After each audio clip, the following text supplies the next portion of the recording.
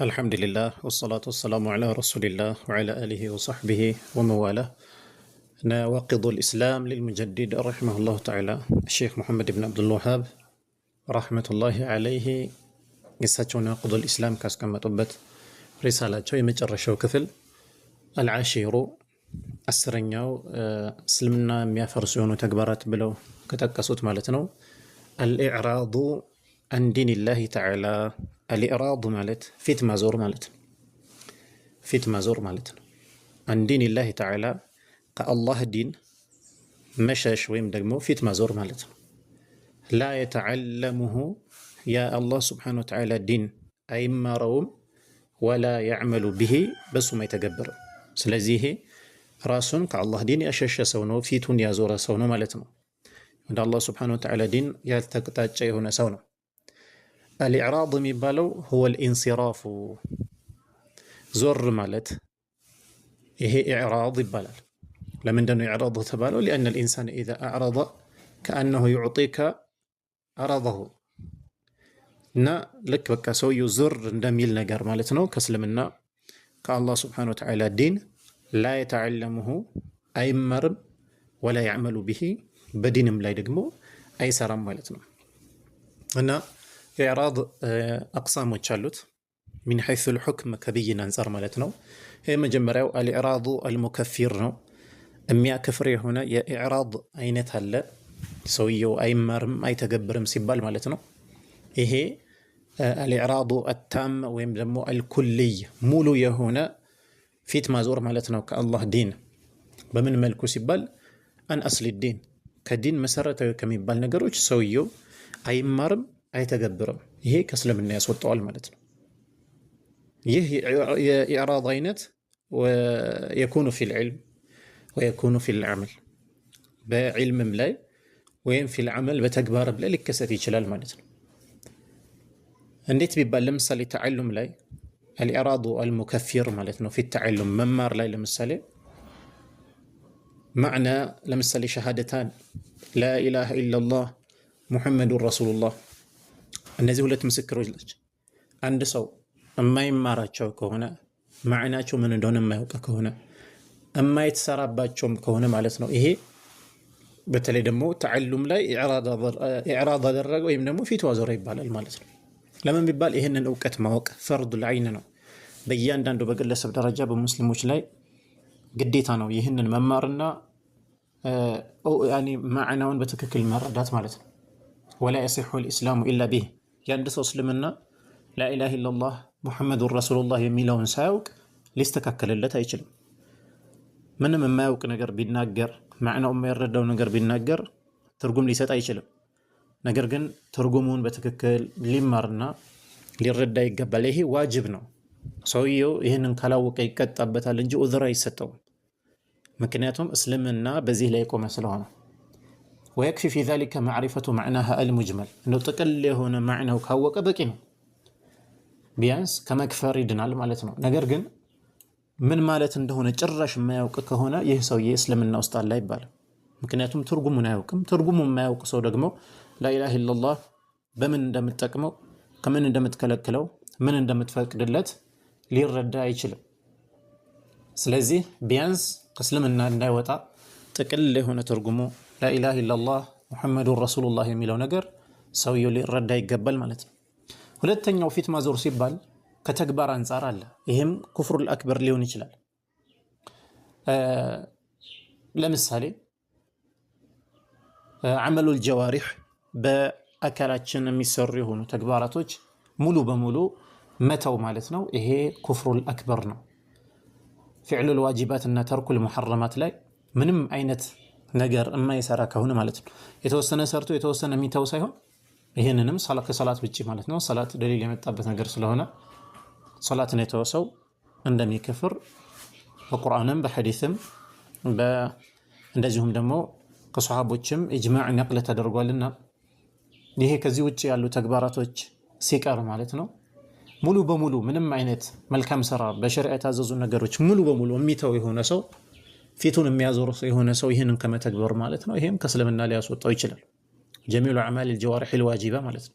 ፊዕለን ወተርከን ጭራሽ ሰውየው ከሌለ ይሄ ሙስሊም አይባልም። ሰላት የማይሰግድ ጾም የማይጾም እንደዚሁም ደግሞ ሌሎችንም ተግባራት ማለት ነው አላህ ያዘዘበት የሆነ ተግባር ምንም ነገር የማይሰራ ሰው ኢዕራድ አደረገ፣ ከአላህ ዲን ፊቱ አዞረ፣ ሸሸ ነው የሚባለው። ስለዚህ ሙሉ በሙሉ ተርክ ኩልይ ማለት ነው የተወ የሆነ ሰው ቢያንስ ጂንሱል ዐመል የተወ የሆነ ሰው ማለት ነው ይህኛው ከሙስሊሞች ሊሆን አይችልም። ሌላው የማይከፍር አይነት የኢዕራድ አይነቶች አሉ። ያም ምንድነው? ለምሳሌ አልኢዕራድ አናቂስ የሆነ በተወሰነ መልኩ ማለት ነው ሙሉ በሙሉ ዲንን ራሱን ከዲን ፊቱ ያዞረ ሳይሆን በተወሰነ መልኩ አንዳንድ ነገሮች ላይ ማለት ነው።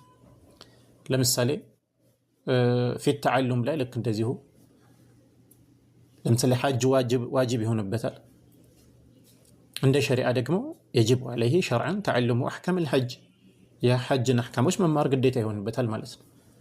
ስለዚህ ጥቅል የሆነ እውቀት ካለው ሰውየው ይበቃዋል።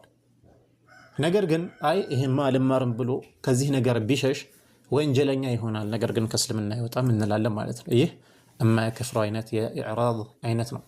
አላ ኩሊ ሃል ይህንን በዚህ መልኩ መረዳት ይኖርብናል ማለት ነው። ሼኹ በጠቀሱት አይነት ማለት ነው ኢዕራድ ሆኖ ከዲን የሚያስወጣ አይነት ስላለ እሳቸውም በነዋቂዱል ኢስላም ሪሳላቸው ላይ አካተቱት ማለት ነው። ወላ ፈርቀ ፊ ጀሚዕ ሃዚሂ ነዋቂድ በይነ አልሃዚሊ ወልጃዲ ወልኻኢፊ ኢለል ሙክረህ። እነዚህ ተግባራት ከላይ የጠቀስናቸው 10 ኩፍር የሆኑ ተግባራት ላይ ምንም ልዩነት የለም ከሁክም አንጻር ማለት ነው። ሰውየው ያንን ነገር እነዚህ የጠቀስናቸው 10 ነገሮች ከተገበረ ከእስልምና ይወጣል። ወላ ፈርቀ አሉ ምንም ልዩነት የለውም ፊ ጀሚዕ በአጠቃላይ ሃዚሂ ነዋቂድ እነዚህ እስልምና የሚያፈርሱ ነገሮች ላይ ምንም ልዩነት የለም። በማንና በማን መካከል? በይነ አልሃዚሊ ወልጃዲ እንዲሁ እየቀለደም ያኔ የምሩ ሳይሆን ማለት ነው የተገበረ ሰው ይሁን ወልጃዲ ሆም ብሎ የምሩ የተገበረም ምንም ልዩነት የለውም፣ ሁሉም ያከፍረዋል ማለት ነው። ወልኻኢፊ እንደዚሁም ደግሞ እየፈራም ቢተገበረው እነዚህ ኩፍር የሆኑ ነገሮች ያከፍሩታል ሰውየው ማለት ነው። ምን አይነት ሰዎችን ነጥለው ወጡ?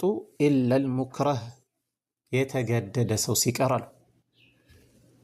የተገደደ ሰው ሲቀር በእነዚህ ሁሉ ምንም አይነት ለውጦች አላደረጉ ማለት ነው። አልሃዚል ሲባል አልሃዚል ማለት አልማዚህ እንደዚህ እየቀለደ ኩፍር ነገር የሚናገር ወይም ደግሞ የሚሰራ የሆነ ሰው ይከፍራል። አልጃድ ሲባል ደግሞ ግልጽ ነው፣ ያኔ የምሩም ኩፍር የሆነ ነገር የሚሰራ ሰው ይከፍራል ማለት ነው። ኻኢፍ የሚባለው ልክ እንደዚሁ በመፍራት ማለት ነው። ነገር ግን ከነዚህ ሰዎች ነጥሎ የወጣው ማን ነው? አልሙክረህ የተገደደ ሰው ማለት ነው። እንግዲህ ኢክራህ ማለት ይህ መገደድ የሚባለው ነገር ኢጅባር ነው። ሰውየው ኩፍር እንዲሰራ የተገደደ ሰው ሲቀር እንደማለት ነው። ሸርጦች አሉት ለዚህ ማለት ነው። እንዲሁ የተገደደ ሰው ሁሉ ኩፍር ነገር መስራት ይፈቀድለታል ማለት ሳይሆን ሸርጦች አሉት። 3 ሸርጦች አሉት። አንደኛው ጉዳት እንደሚደርስበት የተረጋገጠ መሆን አለበት። ያኒ አን የግሊበ ዐላ ظንከ አነ አልሙክሪሁ ለከ አነ አልሙክረህ ወይም ደግሞ አልሙክሪሁ አንተን የሚያስገድድህ የሆነ ሰው ማለት ነው። አለ ኢርቲካብል ኩፍሪ ኩፍር እንድትሰራ የሚያስገድድህ ሰው ሙተመኪኑን ፊ ኢቃዕ ضረሪ ቢከ ባንተ ላይ ጉዳት እንደሚያደርስ እርግጠኛ መሆን አለበት። ለምሳሌ እንደሚገድልህ ይህንን ኩፍር ካልተናገርክ እንደሚገድልህ እርግጠኛ መሆን አለበት። ይህ የመጀመሪያው ሸርጥ ነው። ተሐቁቁ ضረር ይባላል። የሚደርስብህ ጉዳት እንደሚያገኝህ እርግጠኛ መሆን አለብህ ማለት ነው። ቢያንስ ظንህ በጣም ከፍ ያለ ሊሆን ይገባል። ገለበቱ ظን ይባላል። በቃ በአብዛኛው ያለህ እምነት ምንድነው? አይ ይህን ነገር ካላደረግኩማ ይገለኛል በዚህ መልኩ ወይም ደግሞ እጅ እግሬ ይቆርጣል አይነት ነገር እንደዚህ ጉዳት ያደርስብኛል ካልክ። ሁለተኛ አን የኩነ ضረሩ ሚማ ላ ዩሕተሚሉ ፊል ዐዳ አው ዩሕተመሉ ፊል ዐዳ በተለምዶ ያኒ ሰዎች የማይሸከሙት አይነት ጉዳት መሆን መቻል አለበት። ለምሳሌ እንደነ ህይወት መጥፋት ይመስል ወይም ደግሞ የአካል መቆረጥ የመሳሰሉ ነገሮች። አይ በቦክስ ይመታኛል፣ በጥፊ ሊመታኝ ይችላል፣ እስር ቤት ሊያስገባኝ ይችላል። እነዚህ ዑዝር አይሆኑም። እነዚህ ተራ ነገሮች ስለሆኑ ማለት ነው። ነገር ግን ከባባድ የሆኑ ጉዳቶች ከሆኑ ምናልባት ይሄ ዑዝር ሊሆን ይችላል ማለት ነው። ሶስተኛው